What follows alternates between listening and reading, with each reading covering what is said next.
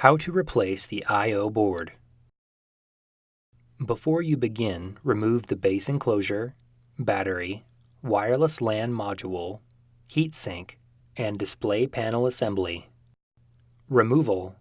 Using minimal force, lift the locking bar up on the I/O board ZIF connector and disconnect the top I/O board ribbon cable from the I/O board. Release the adhesive that secures the top I/O board ribbon cable to the right speaker and remove. Lift the right speaker off the standoffs on the top cover and set aside. Carefully release the adhesive that secures the bottom I/O board ribbon cable to the top cover.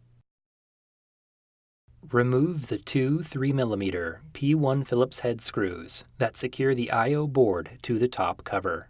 Remove the two 4mm P1 Phillips head screws that secure the USB-C bracket to the top cover. Lift the I/O board off of the alignment pins and guide the USB-C connector out of the cutout in the top cover. Turn the I/O board over and using minimal force, lift the locking bar up on the I/O board ZIF connector and disconnect the bottom I/O board ribbon cable from the I/O board. Slide the USB-C bracket off of the I/O board and remove. Remove the I/O board.